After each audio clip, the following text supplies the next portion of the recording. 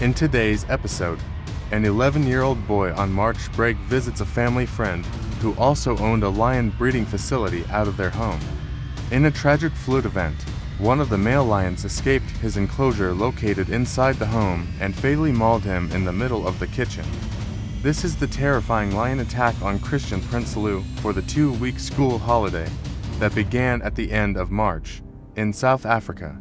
This is a busy time for most adults since and work goes on just as it usually would. Luckily, Kristian had plenty of family and cousins that he could go visit during the holidays, but he opted to stay with his maternal grandmother instead, Mari Stridham. Even though she was 75 years old, she and Kristian were very close to each other and the boy genuinely enjoyed spending time with her. But there was another reason that Kristian, or Keen, like everyone called him, liked to visit his gran.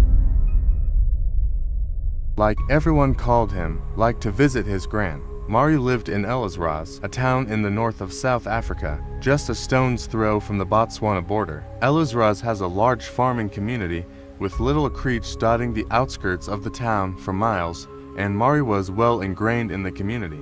They had nearly daily trips out to visit one friend or another, Mari usually checking in on the older members of the community if they were sick or needed a bit of company. Tian spent those drives absorbing all of the books that the town library had to offer while he eagerly awaited the next stop and the next adventure. Most of those plots and farms had at least half a dozen interesting animals on it, and the residents never had a shortage of cookies and treats for the polite young man who was always willing to lend a helping hand where he could. One acreage took in abandoned gazelle calves. Another had cages full of rabbits and guinea pigs, and yet another had a troop of meerkats that liked to sneak into the farm owner's house to wreak havoc. It was every 11-year-old's dream holiday, but none was more interesting than the plot they were visiting on that April in 2017. This couple kept real-life lions. It might sound extreme to us, but there are quite a few such places in South Africa. Usually people raise abandoned cubs by hand, either to extend breeding programs to reintroduce them into areas where inbreeding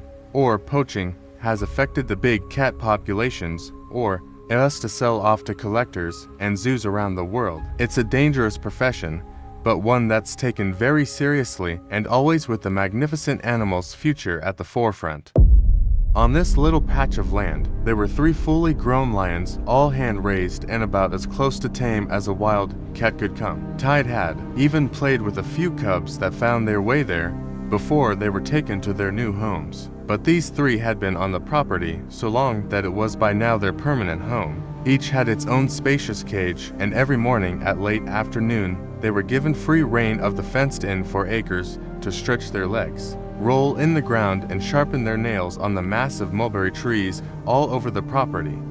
Their owners never allowed visitors to come over during the lions' free time, and only the husband and wife ever fed them. But by the time Tier and his grand arrived, they'd already been out for their walk, had been fed, and returned to their holding, so there was no danger to either of them being on the property at that time, or at least, that's what they thought. Mari and Tia spent a few minutes chatting with the owner's wife, whose husband was out of town.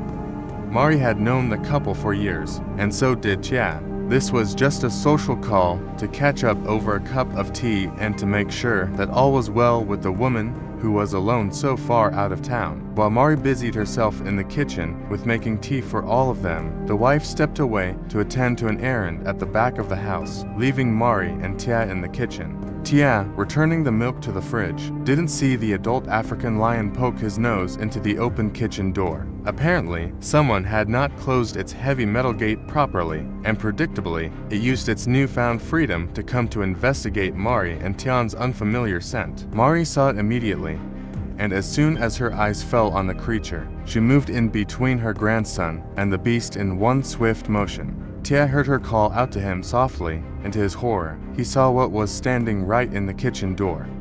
Tia was not some uninformed child. He knew full well that no matter how much a lion had been in contact with humans, it was never truly tame. The ice-cold fear that coursed through him was nearly enough to fossilize him where he stood. But his grandmother, calm and without taking her eyes off the cat, told him to get out of the kitchen and into the safety of the house. Tia did as he was told, But he wasn't as calm as Mari. Tia spun around and began to run. The moment he did, he became just another gazelle fleeing from a hunter, just like any other prey running for their lives. And even though the lion was well fed and not at all hungry, all of its natural instincts kicked into gear. In that instant, it sprang into action, knocking Mari to the ground, and with 2 strides, it leapt through the air, landing on Tian's back. Before the boy had made it halfway across the kitchen, its nails wrapped around his tiny shoulders, and its teeth sank into the back of Tian's neck and upper back. This male was on the younger side, its mane just having grown in fully, and it had never hunted before in its entire life. Had this been an experienced hunter, that bite would have been well aimed, and it wouldn't have missed the jugular. Its full weight and the speed with which it had come at the 11-year-old slammed him to the ground with such force that 2 of his ribs and his nose broke instantly. Mari moved faster than a woman her age was supposed to. One moment the beast and the boy were on the ground, and the next, Mari was on top of them. She grabbed the mane, pulling as hard as she could. The cat let go of Tia, gave an angry swipe in her direction, and turned back to its prey, her forearm and shoulder. She just launched herself back at the cat, completely disregarding its growls and teeth. On its back, she yanked and pulled in primal maternal anger. The noise had alerted the homeowner, and the woman came bursting into the kitchen just as Mari launched her second attempt to pull the animal off her grandson. The woman's yells were familiar enough to pull the lion out of its natural prey drive. It pulled out its nails from the boy's back and began to backtrack toward the open door, throwing Mari off its back in the process.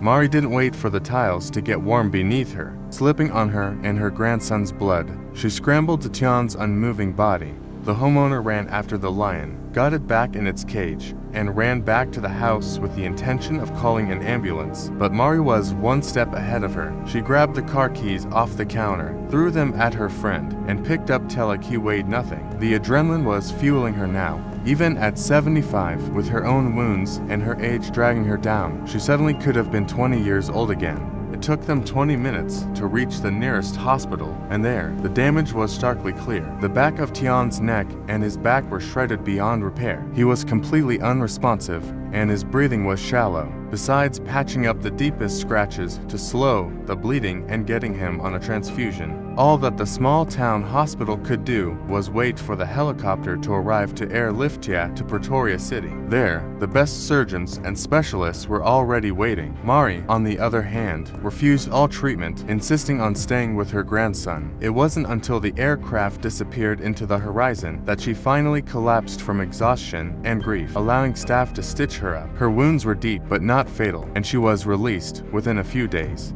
Tia was whisked into surgery the moment he arrived, but his condition was too dire. Unless a miracle happened, there was no waking up from the intense damage that his spinal cord had received. The connection between the brain and the rest of the body was severed when those teeth gripped down his spine. For 3 weeks, Tia remained in his comatose state. He was kept breathing by the machines that beeped away in the background. His parents, Herman and Audrey Prinsloo, kept vigil at his bedside, begging the public for prayers, while their only child showed no signs of brain activity. 3 weeks of hell later, Tia died just 1 day after his 12th birthday. Mari made a full recovery, but she never stopped reliving the trauma of that day. Events.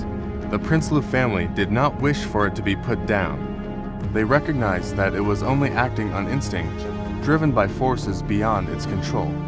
It was rehomed to another facility, or park, that's never been disclosed. They did not wish to pursue legal action. They realized that it was a mistake, and whether or not it was negligence or fate, a battle in the courts would never return their sweet, animal-loving boy back from his terrifying final affliction. This story haunts me till this day. Subscribe and watch these haunting stories.